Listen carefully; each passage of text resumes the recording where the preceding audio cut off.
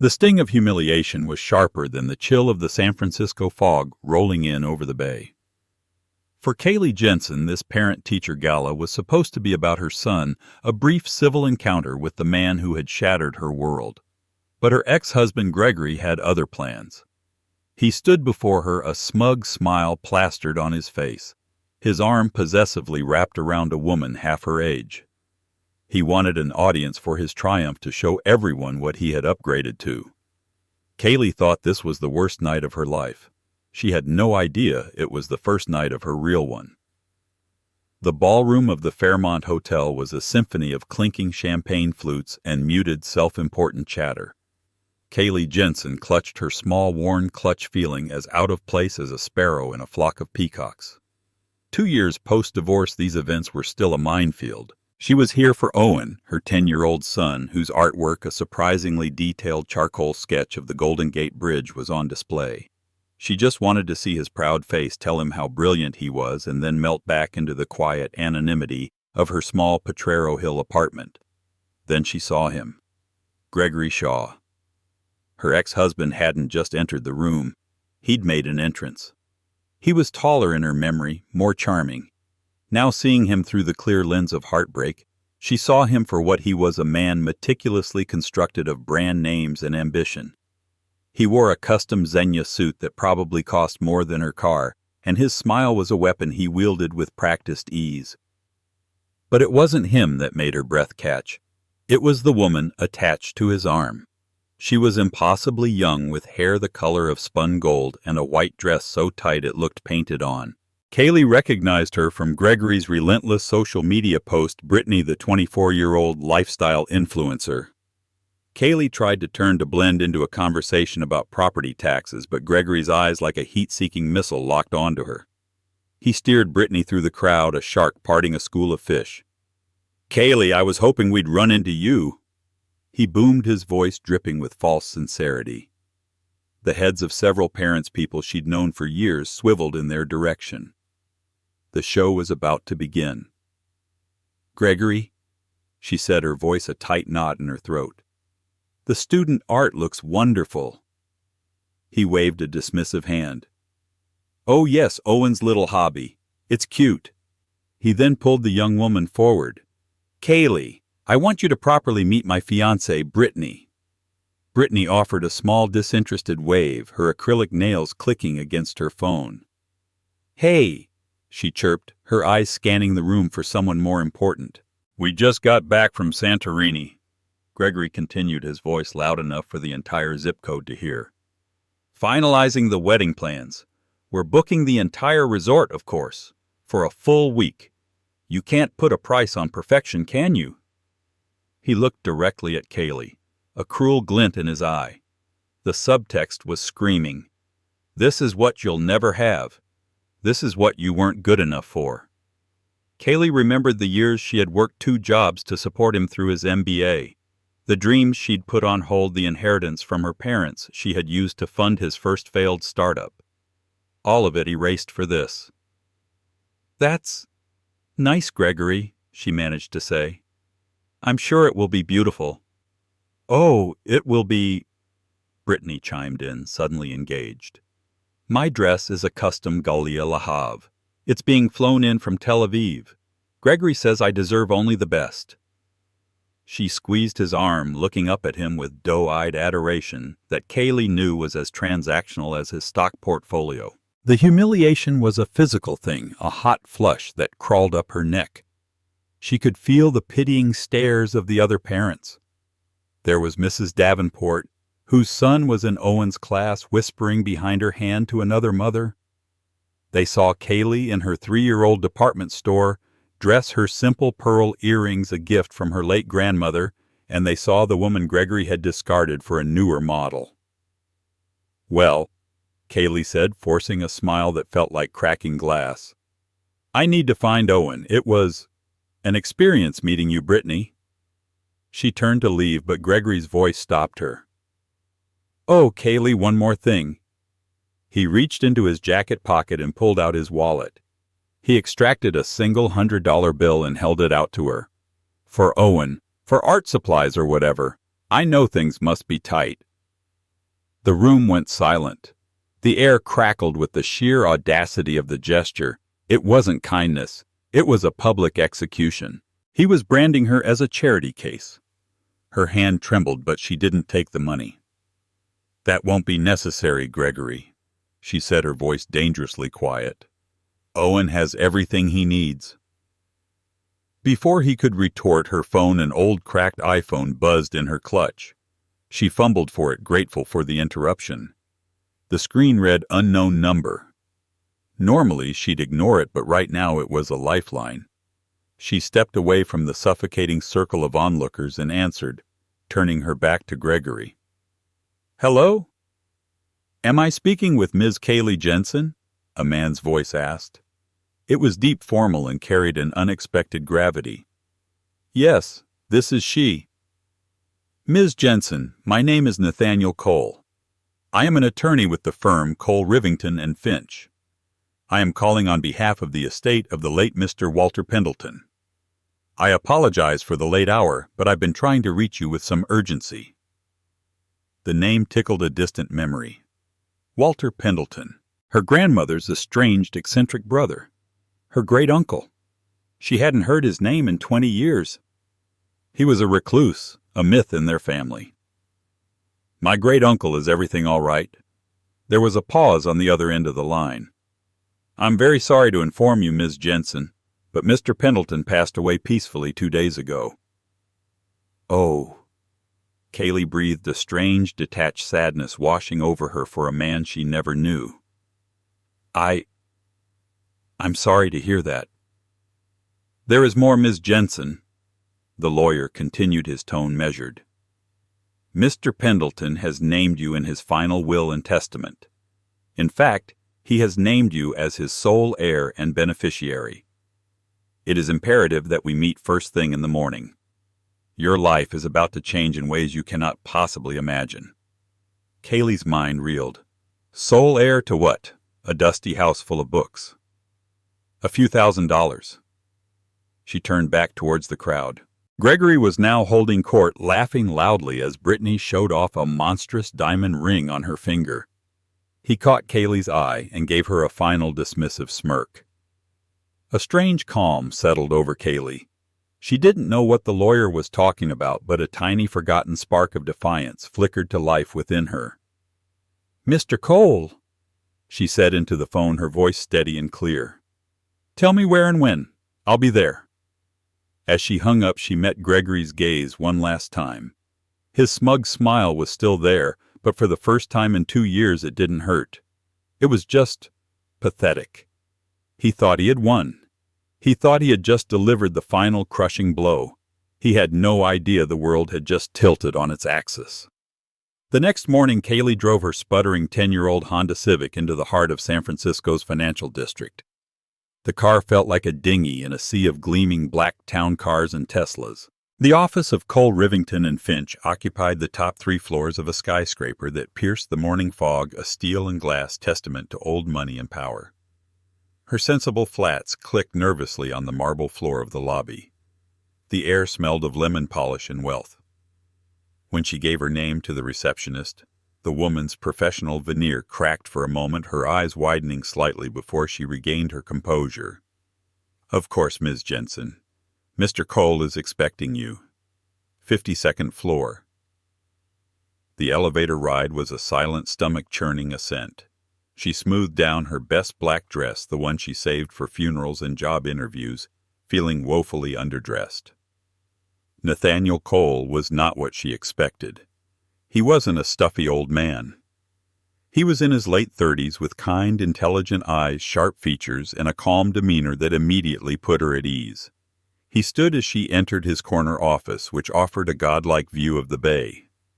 "Ms. Jensen, thank you for coming on such short notice," he said, shaking her hand. His grip was firm and reassuring. "Please have a seat. Can I get you some coffee water?" "Water would be lovely, thank you," she murmured, sinking into a leather chair that was softer than her bed. He poured her a glass from a crystal carafe before taking his seat behind a vast mahogany desk. On it was a single thick, leather-bound document. "Ms. Jensen, Caley." I'm going to be direct as I believe that's the best way to handle matters of this magnitude. As I mentioned, your great-uncle Walter Pendleton has passed. His will is unequivocal. He has left his entire estate to you." Caley nodded. "I understand. I never really knew him. My grandmother mentioned he was a bit of a hermit. I assume he left behind his house." Nathaniel Cole leaned forward, a small, knowing smile playing on his lips. "He did leave you his house, yes. The Pendleton estate in Pacific Heights. But that is, forgive the phrasing, a mere drop in the ocean." He slid the leather-bound document across the desk. Caley Walter Pendleton was not just a bit of a hermit. For the past 50 years he was the silent sole owner and chairman of Pendleton Industries. The name meant nothing to her. She must have looked confused because he continued. "Pendleton Industries is a global private holding company. It's not a name you'd see on the news because Walter valued his privacy above all else. But you would know its subsidiaries." He picked up a tablet and started swiping. "It owns a majority stake in Viridian Logistics, one of the largest shipping firms on the West Coast. It wholly owns Argent Hotels, a chain of 5-star luxury resorts across Europe and Asia. It has a controlling interest in a half-dozen major tech startups in Silicon Valley, significant real estate holdings in New York and London, and what is considered one of the most valuable private art collections in the world." Caley stared at him, her mind unable to process the words. It felt like he was speaking a foreign language. Viridian Logistics, Argent Hotels. This couldn't be real. I think there's been a mistake," she stammered. "My great-uncle, he was a history professor who retired early. My grandmother said he lived off a modest inheritance." "That was the story he wanted people to believe," Nathaniel explained patiently. "He inherited a small shipping company from his father in the 1960s. But Walter was a genius, a visionary with a Midas touch. He grew that small company into the conglomerate it is today, all while convincing the world and apparently his own family that he was a reclusive academic. He hated the spotlight and the greed it attracted." He paused, letting the information sink in. "We've had the estate provisionally valued for probate. Caley, the conservative estimate of your inheritance, the total net worth of Pendleton Industries and all its assets is approximately $18.7 billion. The number hung in the air, vast and incomprehensible. $18.7 billion. Caley felt the room tilt. The water glass in her hand trembled, sending ripples across the surface. She thought of the $100 bill Gregory had tried to shove at her. She thought of the overdue credit card bill on her kitchen counter. She thought of the constant grinding anxiety about money that had been her companion for years. A hysterical laugh bubbled up in her throat. She quickly stifled it, pressing her fingers to her lips. Nathaniel watched her, his expression one of profound empathy. "I know this is a shock. It's a seismic, life-altering event." "Why me?" she finally whispered. "I never even met him. We exchanged a few Christmas cards when I was a child, that's all." "He left a letter for you," Nathaniel said, retrieving a thick cream-colored envelope from the folder. "Perhaps it will explain." Caley took the envelope. Her name was written on the front in a spidery, elegant script. Her hands shook as she opened it. The letter was dated 1 week before his death. "My dearest Caley, if you are reading this, then my time as a ghost in the machine has come to an end. Forgive an old man's secrecy. I have watched you from afar more than you know. Your grandmother, my beloved sister, used to send me your school reports, your art projects, your college essays on Renaissance art. I saw in you her same spark of intelligence, her integrity, and a quiet strength you likely do not recognize in yourself. I saw you marry a man of shallow ambition.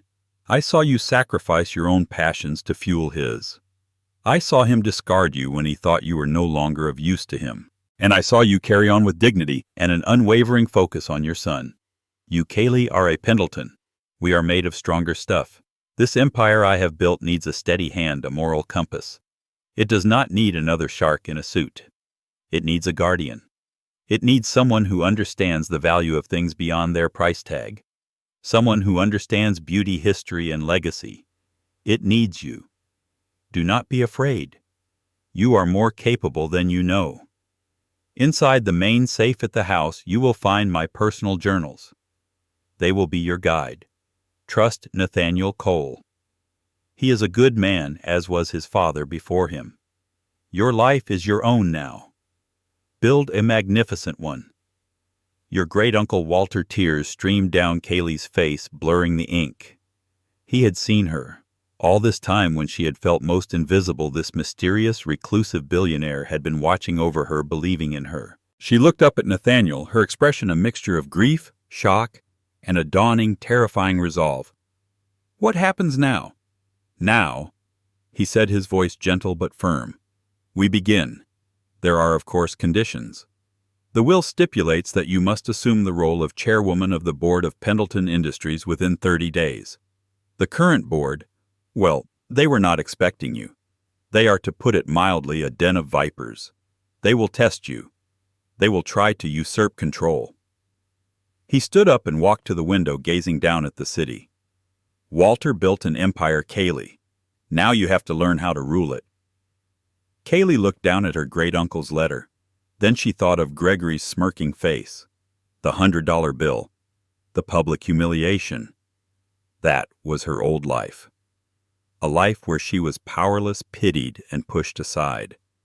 This new life was terrifying. It was impossible. But as she looked out at the vast expanse of the city and the bay beyond, she felt a strength she hadn't known she possessed rising within her.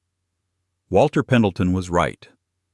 She was made of stronger stuff, and she was about to prove it. Nathaniel Cole drove her personally. They left the cold corporate world of the financial district and wound their way up the impossibly steep hills to Pacific Heights. Here the air was different, rarefied. Mansions stood like silent sentinels, shielded by 100-year-old trees and ornate iron gates, gazing impassively at the panoramic views of the bay. They stopped before a gate that was more of a fortress wall, a 20-foot-high barrier of stone and wrought iron completely obscured by a curtain of ancient ivy. Nathaniel spoke quietly into an intercom, and the massive gate swung inward without a sound. The driveway, paved with smooth gray cobblestones, curved through a manicured English garden that seemed to go on for acres. And then she saw it. The Pendleton estate wasn't a house. It was a monument. A sprawling Gilded Age mansion of granite and limestone with turrets and balconies and countless windows that stared out like knowing eyes. "My God," Caley whispered. It was like something out of a fairy tale or a Gothic novel. An elderly man in a simple black suit, his back ramrod straight, was waiting for them at the massive oak doors. "Ms. Jensen," Nathaniel said, "this is Mr. Davies. He has been the estate manager for over 40 years. He was Mr. Pendleton's most trusted confidant." Mr. Davies inclined his head slightly, his expression unreadable. "Welcome, Ms. Jensen. We have been expecting you." His voice was a crisp British accent, seemingly untouched by his decades in California.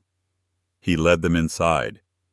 The foyer was cavernous, with a 30-foot ceiling from which hung a chandelier that looked like a cascade of frozen diamonds. The floor was a checkerboard of black and white marble, and a grand staircase swept upwards into the shadows of the second floor. But it was the art that made Caley gasp. The walls were lined with masterpieces. She was an art history major. She knew what she was looking at. A Monet water lily scene, vibrant and alive, hung opposite a dark, brooding Caravaggio. A Degas sculpture of a dancer was poised on a pedestal near a stark geometric Mondrian. It was a museum, a world-class museum hidden away inside a private home. He lived here. With all this? Caley asked, her voice filled with awe.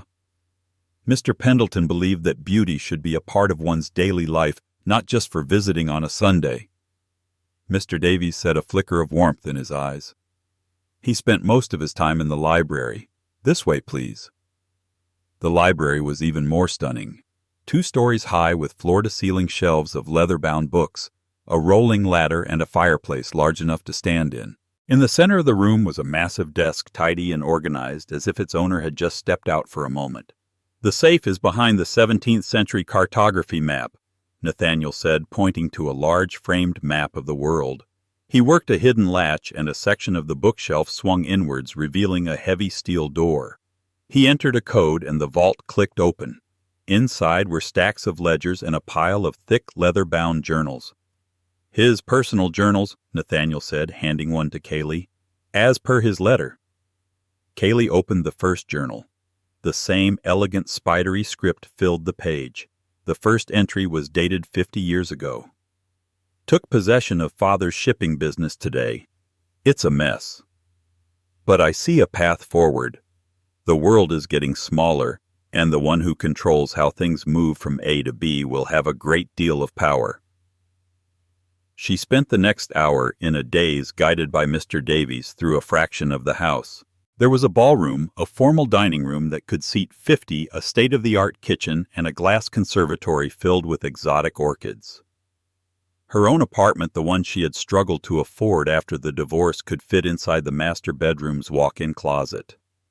It was too much. The scale of it was suffocating. This wasn't a life. It was an institution. How could she possibly manage all of this? How could she run a multi-billion-dollar corporation? She was just Caley Jensen, the woman Gregory Shaw had publicly shamed with a $100 bill just last night.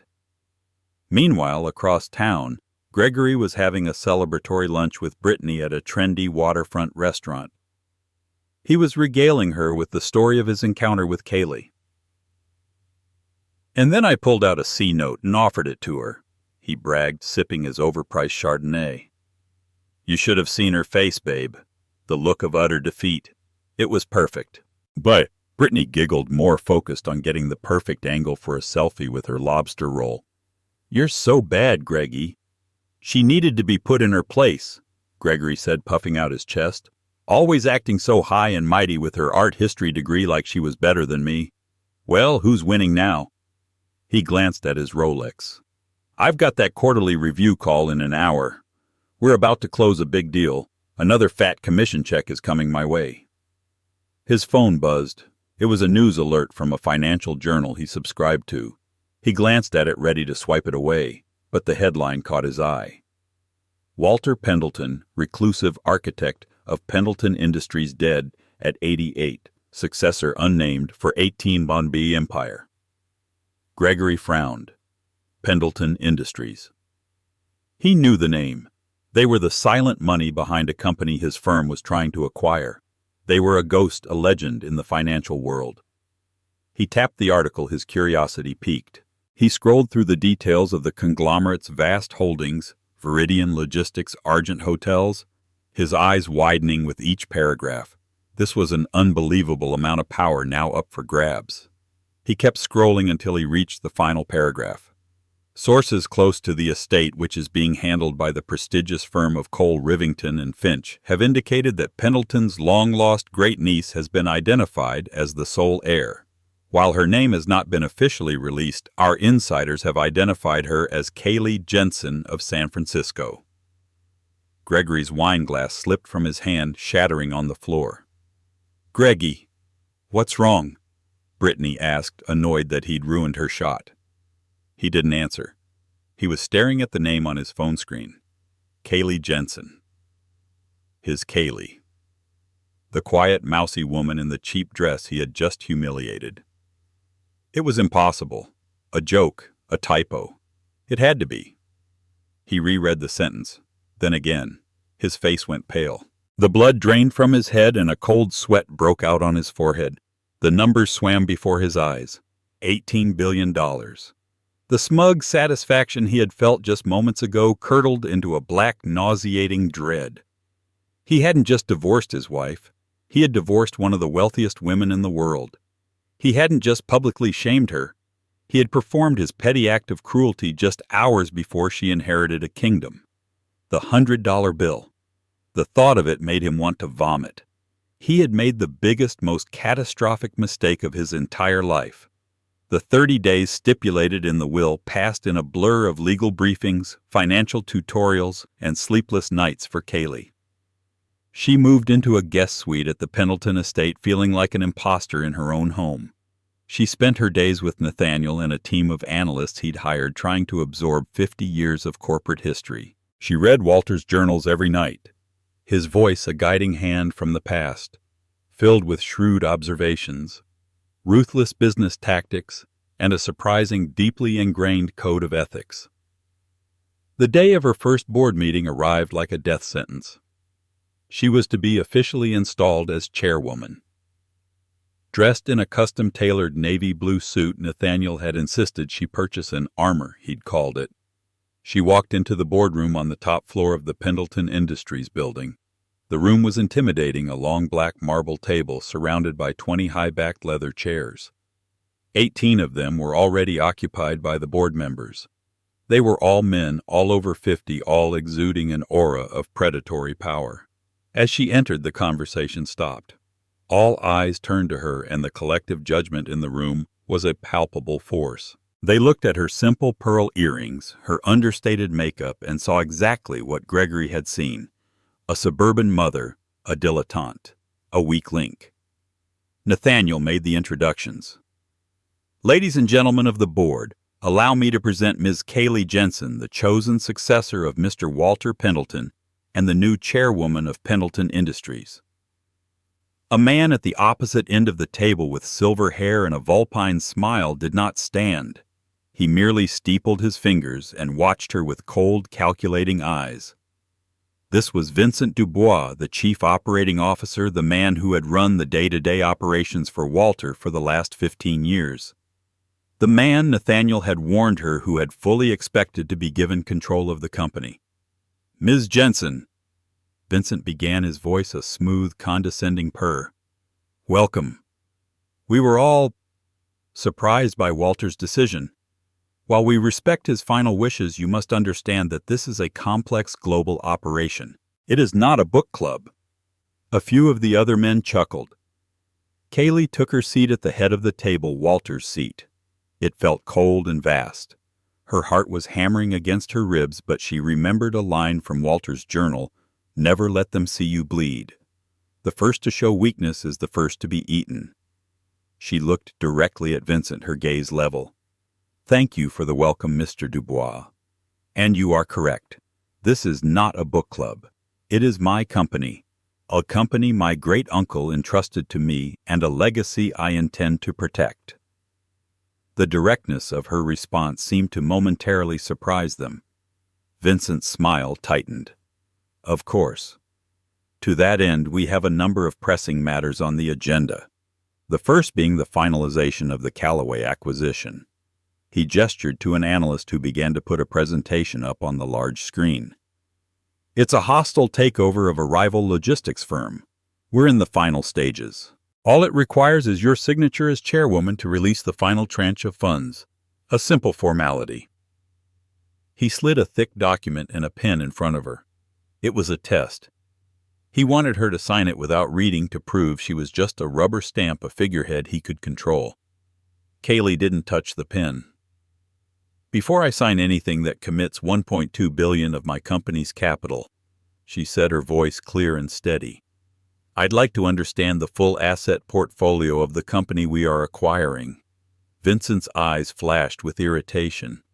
"It's all in the prospectus, Ms. Jensen. It's a standard acquisition. Their shipping lanes are synergistic with our own." "I'm not talking about the shipping lanes," Caley interrupted. She had been up until 3 a.m. reading Walter's journals, and a specific entry from 5 years ago had snagged her attention. "Dubois is pushing for the Callaway acquisition. He sees ships and trucks. He's blind to the real prize. Or worse, he isn't." She continued, "Callaway Logistics in the 1980s, in an attempt to diversify, acquired a number of seemingly random assets. One of them was the Belle Epoque collection, a portfolio of early 20th century French artwork purchased as a hedge against inflation. It's listed in the asset ledger as a single line item valued at its purchase price of $5 million. I'd like to know what's in that collection." The room went silent. The board members exchanged confused glances. Vincent Dubois froze, his mask of smug superiority slipping for the first time. "That's a minor asset, Ms. Jensen. A historical footnote in their accounting," he stammered. "Is it?" Caley pressed, her confidence growing. "Because my art history degree, which I'm sure you all find so quaint, tells me that any collection from that period might contain some interesting pieces. For example, a little-known sculptor named Antoine Dubois was gaining prominence then. No relation, I presume, Mr. Dubois."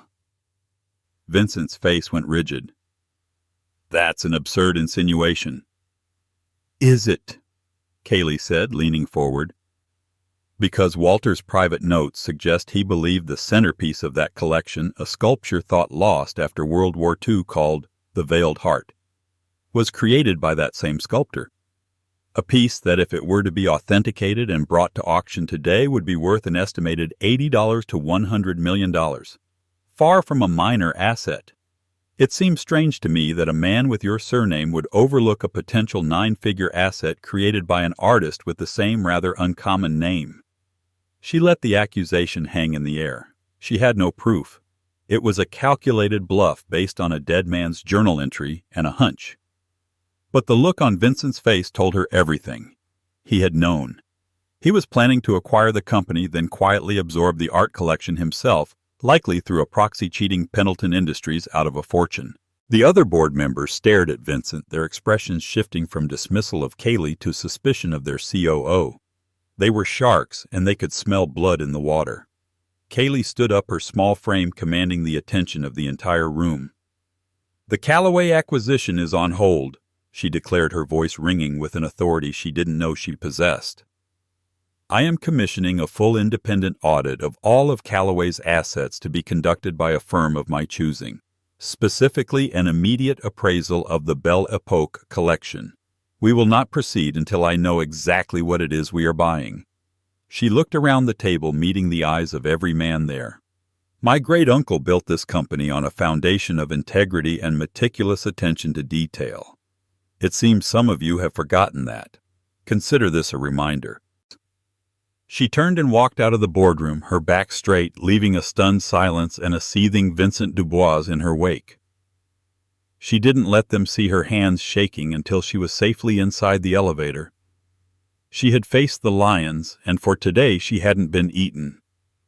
She had drawn first blood.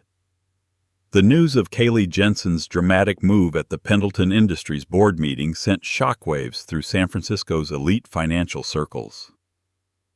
The story, leaked by a board member eager to curry favor with the new power, was intoxicating the unknown heiress. The scorned ex-wife had faced down the formidable Vincent Dubois and exposed a potential multi-million-dollar fraud on her very first day. The narrative was irresistible. Caley Jensen wasn't a figurehead. She was a queen claiming her throne. For Gregory Shaw, the news was a daily escalating torture. His colleagues whispered about it at the office.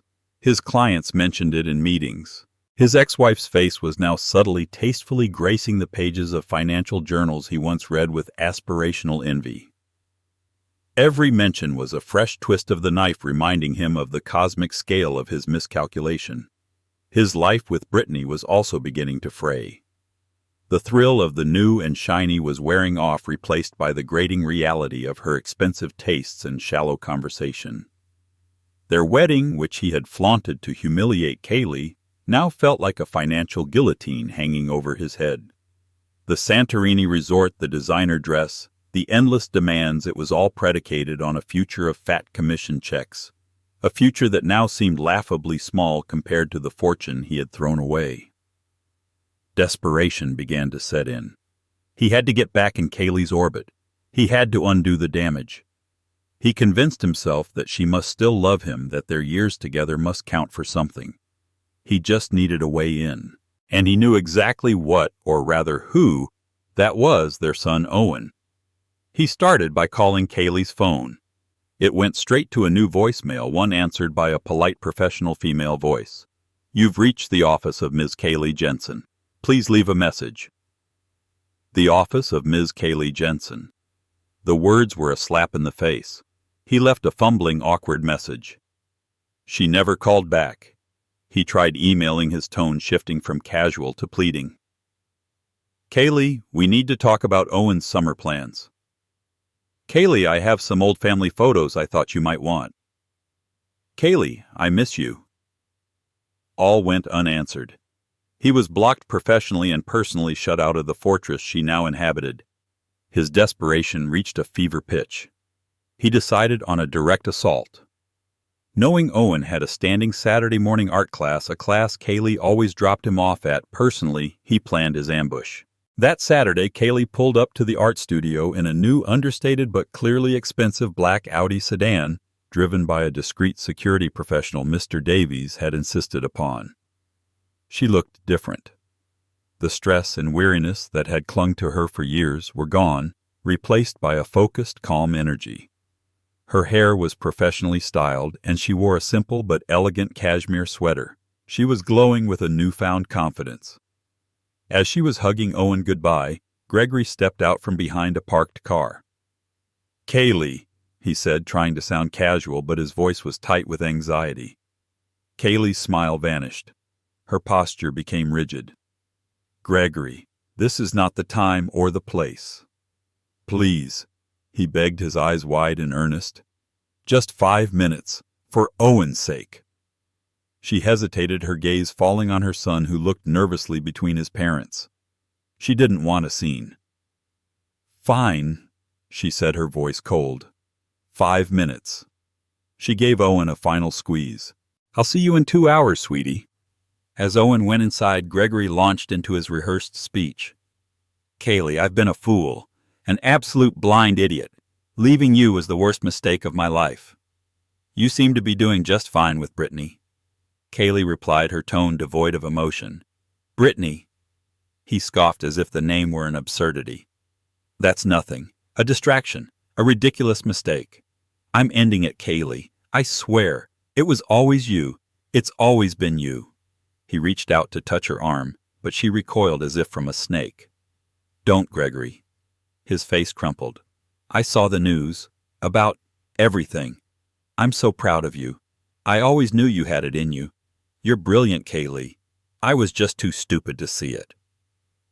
The words that once would have been a healing balm to her wounded soul now sounded hollow and pathetic. She saw his flattery for what it was, a desperate attempt to claw his way into her new life, into her wealth. What do you want, Gregory? She asked, her voice sharp. I want us back. He whispered, his eyes welling with manufactured tears. I want our family back. Think of Owen. He deserves to have his parents together. We can be a family again. A real family. In that big house, we could give him the world. The mention of her house, her money, confirmed everything. It was never about her. It was about what she had. The last vestiges of any lingering sentimentality Caley might have harbored for the man she once loved evaporated in that moment. Let me be perfectly clear, Gregory, she said, her voice as hard and sharp as a diamond. You didn't want a family. You wanted an accessory, and when you thought you found a shinier one, you traded me in. The only thing that has changed is my price tag. You are not proud of me. You are impressed by my bank account. You don't miss us. You miss the lifestyle you think I can provide. She took a step closer, her eyes blazing with a fire he had never seen before. You will not use our son as a pawn in your greedy little games. You will stick to the custody agreement. Your lawyers can speak to my lawyers if you have any issues. But you and I, she said, her voice dropping to a near whisper, are finished. There is no us. There is no going back. Don't you ever ambush me like this again. She turned and walked to her car without a backward glance. The security driver opened the door for her and she slid inside. Gregory stood on the sidewalk, utterly defeated. The woman who had just spoken to him was not the same one he had divorced. The old Caley would have cried. The old Caley might have even believed him. This new Caley saw right through him down to the rotten core of his ambition. As the Audi pulled away, he saw his reflection in the tinted window. A desperate, pathetic man who had traded a diamond for a piece of glass and was only now realizing his mistake. He had lost, completely and irrevocably, and he had no one to blame but himself. In the weeks that followed, Caley delved deeper into the labyrinthine world of Pendleton Industries. She worked tirelessly, often late into the night, in Walter's library, with Nathaniel Cole becoming her constant shadow and trusted advisor. The independent audit she had commissioned for the Callaway acquisition had yielded spectacular results. Not only was the Veiled Heart sculpture found crated up in a forgotten warehouse, but it was authenticated and valued at an astonishing $112 million. The revelation sent a shockwave through the company. Vincent Dubois was suspended by the board pending a full investigation. He had been caught, and Caley's reputation as a shrewd, decisive leader was cemented, but her instincts, honed by Walter's journals, told her this was just the tip of the iceberg. Dubois wouldn't have acted alone. Walter wrote about a shadow counsel, she told Nathaniel one evening, pointing to a passage in a journal. He suspected some board members were working with outside interests, slowly siphoning funds into shell corporations, preparing for a takeover the moment he was gone. He just couldn't prove it. Together, they began a discreet, deep-dive investigation. They hired forensic accountants, cybersecurity experts, and private investigators. They started tracing the complex web of offshore accounts and anonymous holding companies that Dubois and his allies had created. It was a conspiracy far more sophisticated and dangerous than Caley had imagined. They weren't just embezzling, they were trying to systematically devalue Pendleton Industries from within, making it vulnerable to a hostile buyout from a shadowy competitor in Dubai. Vincent Dubois wasn't the mastermind. He was just a high-level pawn. While Caley was uncovering corporate treason, Gregory Shaw's world was imploding. His pathetic attempt to win Caley back had failed, leaving him with nothing but shame and the ticking time bomb of his relationship with Brittany. The cancellation of their lavish Santorini wedding, a necessity after his biggest deal at work fell through and his commission evaporated, was the first major crack. "What do you mean we're postponing?" Brittany had shrieked, waving her phone at him. "I've already posted the save the date to my 300,000 followers. Do you know how embarrassing this is? It's just temporary, babe." Gregory lied, sweating. "A cash flow issue. We'll do it next year even bigger." But next year wasn't good enough. Brittany's affection was directly proportional to his spending. As Gregory's finances dwindled, so did her patience. She complained about the restaurant choices. "This place doesn't even have valet." The quality of the champagne, his preoccupation with the news about Caley. The final straw came during a tense dinner. Gregory, morose and drinking too much, was scrolling through a business news site on his phone. A new article had just been published. "The Pendleton Revolution: How Caley Jensen Uncovered a Decade-Long Conspiracy and Saved Her $18 Empire." The article detailed in flattering terms how Caley's quick thinking had not only saved the company from a disastrous acquisition, but had also exposed a plot that could have destroyed it. It painted her as a brilliant, intuitive leader. There was a photo of her leaving the Pendleton building looking poised, powerful, and serene. "Are you even listening to me?" Brittany snapped, pulling him from his jealous stupor. "I was talking about the new Birkin bag I saw." "We can't afford a Birkin bag, Brittany." He finally exploded, the frustration and failure of the past month boiling over. "We can't afford Santorini. We can't afford any of it. The money's gone." Brittany stared at him, her perfectly made-up face a mask of disbelief. "What do you mean, gone?" "I mean my deal fell through. My bonus is gone and everything is a mess," he yelled. "All you do is spend, spend, spend." "I spend what you told me you could afford," she retorted, her voice rising to a screech. "You're the one who lied to me. You pretended to be this big shot, this master of the universe. You're nothing. You're just some pathetic middle manager who's obsessed with his billionaire ex-wife." The accusation hit him like a physical blow because it was true. "You know what?" she said, grabbing her purse and standing up. The diamond ring he had been so proud of seemed to mock him from her finger. I think you and I are done. I'm an influencer. My brand is about luxury and success. Being with a broke, washed-up loser is not part of that brand." She stormed out of the restaurant, leaving Gregory alone at the table, surrounded by the ruins of his life. He had lost Caley. He had lost the respect of his peers. Now he had lost the vapid trophy wife for whom he had sacrificed everything. He had nothing left but his own staggering world-class foolishness. He had chased an illusion of success, and in doing so had become the author of his own complete and utter ruin. The investigation culminated in a dossier thick with irrefutable evidence, wire transfers, encrypted emails, and secretly recorded conversations. Caley, with Nathaniel by her side, now held the fate of 4 board members and a powerful Dubai-based consortium in her hands.